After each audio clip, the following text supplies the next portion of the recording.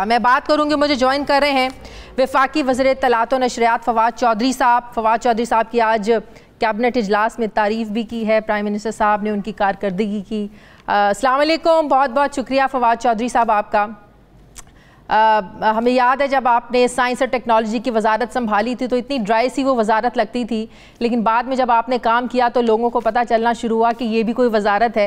शायद prime minister साहब इस वजह से भी आपसे बड़ा खुश हैं कि जिस भी वजारत में भेजो तो फवाद चौधरी काम कर सकता है। बहरहाल मुबारक हो, बड़ी तारीफ़ सुनी आज आपकी कैबिनेट सेशन में हुई है।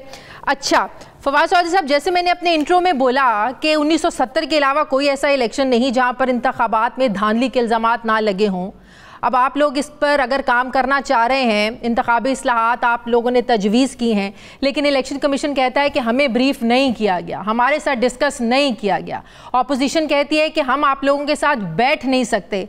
तो सर कैसे आप लोग लेकर आएंगे? कुछ माहिरीन से मेरी बात हो रही थी, वो कह रहे थे इलेक्ट्रॉनिक वोटिंग मशीन के लिए आइन में तरमीम की ज़रूरत है, इंतखाबी फहरिस्त की जगह इलेक्ट्रॉनिक वोटिंग मशीन ये लफ्ज़ ऐड करना होगा। सर कितना मुश्किल है, कितना आसान है ये काम आप लोगों के लिए? अच्छा, पहले तो शायद मैं आपको दो तीन बातें जो आपने इंट्रो में की हैं वो दुरुस्त नहीं है, उनका जो है वो आप देख लें। पहली बात तो ये है कि ये अपोजिशन जो आप कह रही हैं कि बड़ा माहौल था बैठने का और अब नहीं है, ये बात बिल्कुल ही गलत है। पहले दिन जिस दिन प्राइम मिनिस्टर साहब ने अभी मुंतखब हुए थे, उसी दिन उन्होंने अपोजिशन को ये ऑफर की थी कि आइए हमारे साथ बैठिए, और पहले दिन हमने इलेक्शन की रिगिंग के ऊपर कमेटी बना दी। यही कमेटी बनाने के लिए तहरीक इंसाफ को 4 साल तहरीक चलानी पड़ी।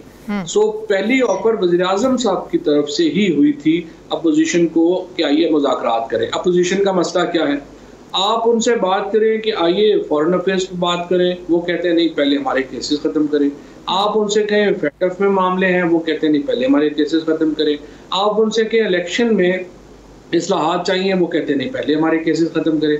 अब देखिए केसेस के ऊपर तो इमरान खान केसेस तो हमने जहांगीर तरीन साहब के, अलीम खान के, सत्तैन साहब के, बाबर अवान साहब के इमरान खान ने ख़त्म नहीं किए, जो हमारे अपने पार्टी के लोग थे। तो हम उनको भी हमसे ये उम्मीद नहीं करनी चाहिए, शहबाज शरीफ साहब हो, नवाज शरीफ हो, मरियम हो, जरदारी साहब हो, कि इमरान खान केसेस के ऊपर कोई कंप्रोमाइज़ करेंगे, वो नहीं करेंगे। अब जहाँ तक इस्लाहात का ताल्लुक है, ये इस्लाहात जो हमने मुतारफ़ कराई हैं, ये 49 के करीब इस्लाहात हैं। इनमें से जो 2/3 मेजॉरिटी है ये वो है जो कंसेंसस है जिसके ऊपर तमाम पार्टीज़ का, और ये इस्लाहात में PMLN भी कंसेंट दे चुकी थी। अब सिर्फ इसलिए कि ये इस्लाहात हुकूमत की तरफ से, PTI की तरफ से आई हैं, इसलिए PMLN जो है वो इससे पीछे हट रही है, हालांकि इसकी कोई तुक ही नहीं बनती। दूसरी बात शायद ये है कि ओवरसीज पाकिस्तानीज़ को वोट का हक जो है वो नहीं देना चाहते पीपल्स पार्टी और PMLN। उस पर हमारा ज़ाहिर है कि एक बड़ा वाज़ेह मौक़िफ़ है, और पीपल्स पार्टी और PMLN का उस पर मौक़िफ़ वाज़ेह नहीं है। तीसरी बात जो आपने बात की EVM मशीन्स की, इसमें 3-4 हिस्से हैं। एक तो रेगुलेशंस हैं, आज जो 2 ऑर्डिनेंसेस का फैसला हुकूमत ने किया है लाने का, उसके ज़रिए हम इलेक्शन कमीशन को एम्पावर कर रहे हैं कि वो टेक्नोलॉजी यूज़ कर सके ओवरसीज पाकिस्तानीज़ को वोट का हक देने के लिए, और इलेक्शंस में इलेक्ट्रॉनिक वोटिंग मशीन्स इंट्रोड्यूस कराने के लिए। और ये दोनों ऑर्डिनेंसेस जो हैं अब ये काबीना से होकर तो ये जो है वो लागू होंगे इंशाल्लाह। तीसरी बात ये है कि EVM मशीन्स का जो असल फ़ायदा है, अभी भी आप देखिए कराची में जो कुछ हुआ, जो आपने कहा कि हम थे कि पूरे हल्के में इलेक्शन नहीं होना चाहिए और आपने इलेक्शन कराए। अब आपने ये प्रिंसिपल खुद सुप्रीम कोर्ट ने तय किया है। अब उस प्रिंसिपल के तहत ही हम कह रहे हैं यहाँ पे आप दोबारा जो है वो रीपोलिंग करा दें। और यहाँ पे तो इशू और भी ज्यादा है, सिर्फ 21% वोट पोल हुआ है, और जो जीतने वाला है उसको सिर्फ 5% वोट लेके वो MLA बन जाएगा। आप अंदाजा लगा लीजिए कि इससे क्या आप नुमाइंदगी अखज़ करेंगी या क्या आप कहेंगी। लेकिन कोविड की वजह से टर्नआउट भी तो कम था ना, इसमें फिर क्या वो कसूर हुआ किसी का? लोग ही नहीं निकले कोविड की वजह से। हाँ, तो फिर ये बात है ना, कोविड की वजह से फिर इसके को आगे करना चाहिए था, ताकि जब लहर थोड़ी दम तोड़ती तो तब इलेक्शन करवाते। इसीलिए तो हम इलेक्शन कमीशन को ये समझते हैं ना कि पाकिस्तान के अंदर भी इलेक्शन कमीशन का जो फंक्शनैलिटी है वो दुरुस्त नहीं है। और बहुत अच्छा, अभी आप जो बात करेंगे ऑपोजिशन से जब भी कोई बात करें वो केसेस खत्म करवाने की बात करते हैं। अब इलेक्शन इस्लाहात की आप लोगों ने बात करी है, प्राइम मिनिस्टर ने कहा आए बैठे हमसे बात करें, अभी भी की कोई पैगाम मौसूल हुआ है कि पहले हमारे केसेस खत्म करवाएं, या बस अंदाजा ही है? नहीं, अभी तो वो इस तरह से बात नहीं हुई है, लेकिन आप देखें ना, आप खुद अपने उन प्रोग्रामों में उनको बुलाएं और आप उनसे पूछें कि आप ये इस्लाहात के ऊपर तो आप खुद माने हुए हैं, आप क्यों नहीं अब कर रहे? वो अभी इसलिए कि वो कहते हैं कायमा कमेटी में जाए ये मामला, स्पेसिफिक स्पीकर की बनाई हुई उनकी ज़ेर सदारत कमेटी में हम लोग नहीं बैठेंगे। ये कायमा कमेटी है ना, उसमें मामला लेके आए, डिस्कस करें, और इलेक्ट्रॉनिक वोटिंग मशीन के अलावा जो इस्लाहात हैं इस पर हम बात करने के लिए तैयार है। इलेक्ट्रॉनिक वोटिंग मशीन पर हम बात नहीं करेंगे, वो निफाज हम नहीं चाहते, ये टेम्पर्ड होगा इससे मजीद इलेक्शन। एक वो तो देखे ना, एहसन इकबाल हैं, फरहान अब्बासी हैं, शहबाज शरीफ साहब हैं, जिन्होंने कहा उन्होंने देखा भी नहीं कि वो टेक्नोलॉजी क्या है, उनको ये भी नहीं पता कि वो मशीन काम क्या करती है। उस मशीन में वो कह रहे थे कि पेपर ट्रेल नहीं होगा, हमने उनको ये बताया उस दिन एहसन इकबाल साहब को कि भाईजान आके देख तो ले उसमें पेपर, और वो हम पूरी डेमोन्स्ट्रेशन देंगे आपको भी, बल्कि जहमत देंगे कि आप आए खुद और देखें कि ये मशीन के फंक्शन, इसकी फंक्शनैलिटी क्या है, काम कैसे करती है, सो दैट। और मैं तो ये चाहूँगा कि जो प्रेस क्लब्स के अगले इलेक्शंस हों उनमें हम ये मशीनें दे दें, ताकि प्रेस क्लब्स के इलेक्शंस जो हैं वो इन मशीनों के ऊपर हों, और खुद जो सहाफ़ी बरादरी है वो इसको देख ले कि कैसे इसकी फंक्शनैलिटी क्या है, काम। लेकिन इलेक्शन कमीशन का भी तो मुतमईन होना जरूरी है। इलेक्शन कमीशन इस सारे सिस्टम पर क्यों मुतमईन नहीं, उनको ब्रीफिंग क्यों नहीं मिली अभी तक इस पर?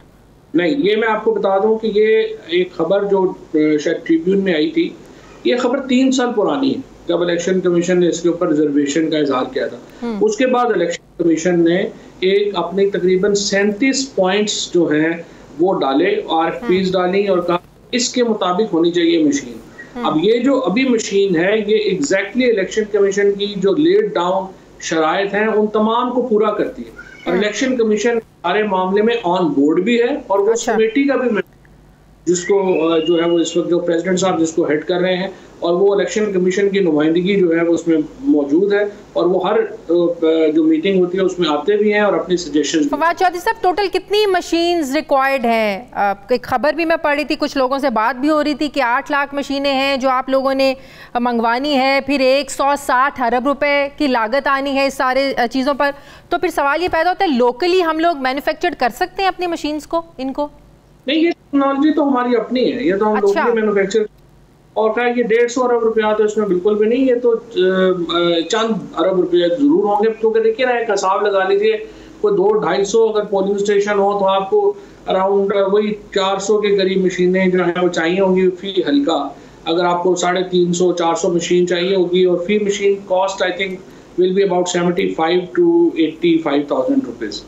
तो इस हिसाब से it will be few billion rupees, कोई इतना महंगा नहीं है, जितना अभी इलेक्शन का खर्चा इससे ज़्यादा महंगा नहीं होगा। सही। अच्छा, इंडिया में केरला रियासत में 84 में इलेक्शन हुआ था EVM पर, उसके बाद उसको चैलेंज किया गया, सुप्रीम कोर्ट ने कहा कि भाई आइन में तरमीम किए बगैर आप ये कैसे करवा सकते हैं। फिर 6 साल लग गए आइन में तरमीम करते हुए, और उसके बाद आइन में तरमीम हुई तो सारा सिस्टम वहाँ पर जो है ना वो नाफिजुल अमल हुआ। और फवाद साहब, एक और बड़ी इंपॉर्टेंट चीज़, इंडिया में भी एकदम इस सारे सिस्टम को नहीं इम्प्लीमेंट किया गया। पहले छोटे ज़िलों में हुआ, फिर रियासतों में हुआ, 1 रियासत 2 रियासत, आहिस्ता आहिस्ता जाकर अब जाकर उनका कहीं पूरे इंडिया में ये सिस्टम नाफिजुल अमल हुआ है। तो आप क्या समझते हैं कि 2023 तक हम इस काबिल होंगे कि पूरे पाकिस्तान में आम इंतखाबात में सिस्टम के ज़रिए इंतखाबात करवा सकें? EVM मशीन्स का इस्तेमाल जो है वो तो मुमकिन है, लेकिन ये जो बायोमेट्रिक्स और वोटिंग है उस पर शायद टाइम लगेगा, और वो हम उससे अगले इलेक्शन तक जो है वो हम करवा पाएंगे। फिलहाल जो है हमारा जो रिस्ट्रिक्टिव होंगे हम EVM तक।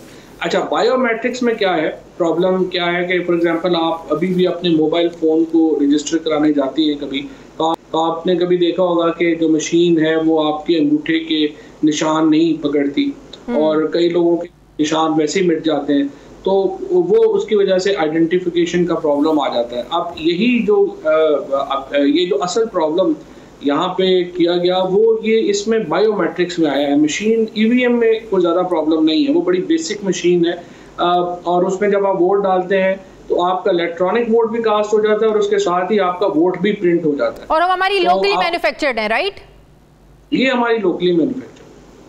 सही, ठीक है। और 2023 में हम इस काबिल होंगे कि पूरे पाकिस्तान में जो है ना वो इसके जरिए इलेक्शंस करवा सकें?